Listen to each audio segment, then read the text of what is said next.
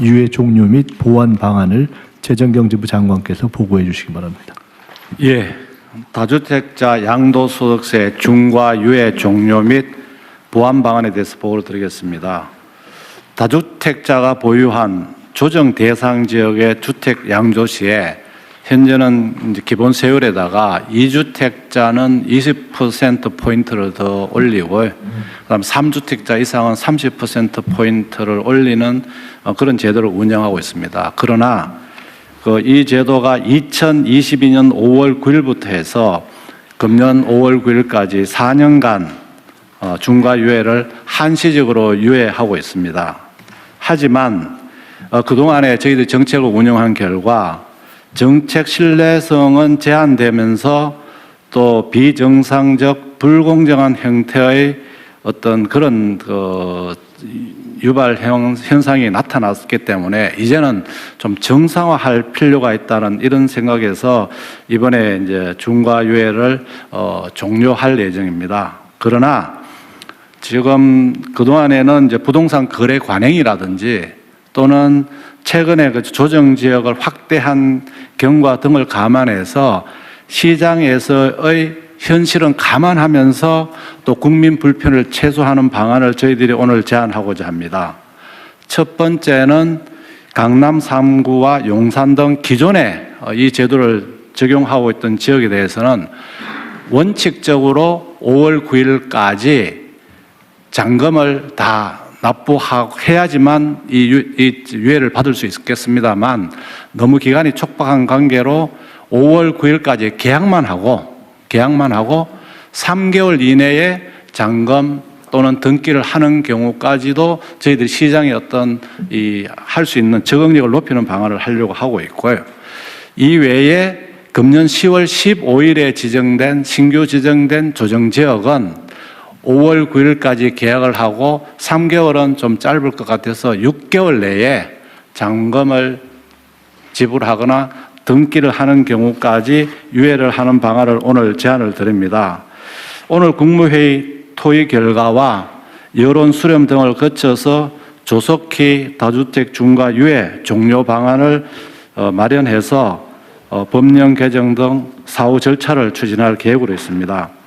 중과 유예 종료에 따른 토지 거래 허가제 보완, 그리고 편법 정려 등 이상거래 단속 강화 등 관계부처의 적극적인 협조를 요청드리겠습니다. 이번이 아마 중과를 피할 수 있는 마지막 기회라고 생각하고 아마 이런 기회를 이용해서 국민들께서 중과를 받으시는 일이 없도록 했으면 좋겠습니다. 이상 보고를 마치겠습니다. 재경부 장관님, 네. 말씀 도중에 아마라는 표현 2번 하셨거든요. 예. 아마 없습니다. 아마 없습니다. 알겠습니다. 아마가 아니고 이게 지금 저는 정책의 신뢰나 예측 가능성이 정말로 중요하다고 생각하는데 예를 들면 이게 4년을 유예한 게 아니고 1년씩 3번을 유예해 온 거예요. 1년 이번에는 끝이야. 또 가가지고 또 이번엔 진짜 끝이야. 또 가가지고 진짜 끝이야. 그 다음에 진짜 이번에는 진짜 정말 끝이야. 네. 이러면 이게 누가 믿겠냐고요. 그래서 아마 타성이 붙은 것 같습니다. 아마 하지 말라니까. 어쨌든 정책은 약간의 부당함이 있더라도 한번 정하면 그대로 해야 돼요. 보완은 그 후에 다른 방식으로 해야지 그 자체를 밀어버리거나 변형을 해버리면 정책을 안 믿게 되죠. 네, 그렇게 하도록 하겠습니다. 그리고 믿은 사람만 손해보잖아요. 안 믿은 사람은 득보고 믿은 사람은 손해보고 정부 정책을 잘 따른 사람은 상대적으로는 손해봤다는 느낌 들고 안 따르고 버티고 힘써가지고 바꾸는데 영향을 줘서 바꾼 사람만 득보고 이러면 이게 공정한 사회가 되겠습니까? 비정상적인 사회로 자꾸 하잖아요. 그래서 앞으로는 그런 거 절대 없게 하도록 해야 됩니다. 네, 원칙적으로 하고 이게 이제 이 문제뿐만이 아니라 다른 문제도 비슷해요.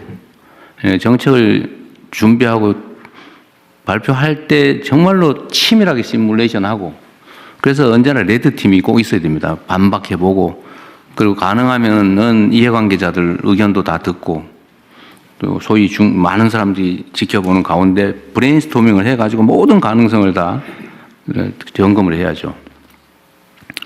그리고 우리 사회는 부동산 투자, 부동산 거래와 관련해서는 정말 수십 년간 만들어준 신화가 있어요. 신화.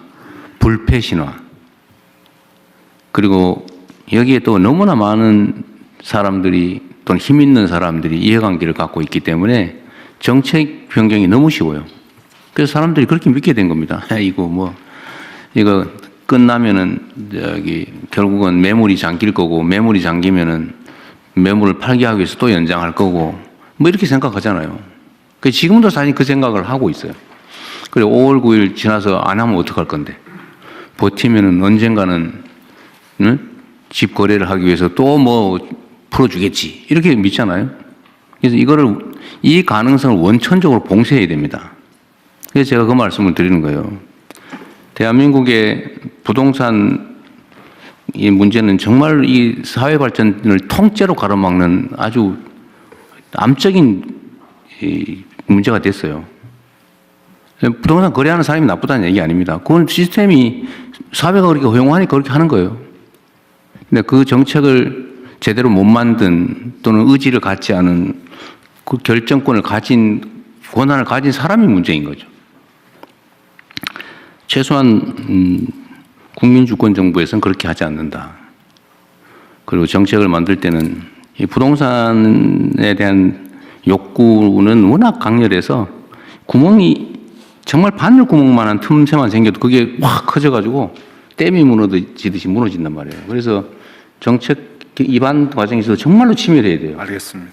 완벽하다 싶을 정도 치밀해야지 아마 이렇게 하면 안 돼요. 네, 알겠습니다. 그 절대 안 돼요. 아마. 예? 0.1%가 안 돼요. 완벽하게. 그래서 이 정책의 신뢰, 안정성이 꼭 담보돼야 되겠다. 그 말씀 드리고요. 그러면은 이번에 매물 잠기면 어떡할 거냐. 버티는 게 이익이냐, 아니냐. 이것도 합리적으로 판단해야죠. 지금 뭐 일부에서 정부에 관계된 사람들 중에 다주택 있는데 니그부터 먼저 팔아라고 시켜야 되는 거 아니냐 이렇게 얘기하는데 저는 이것도 문제가 있다고 생각합니다.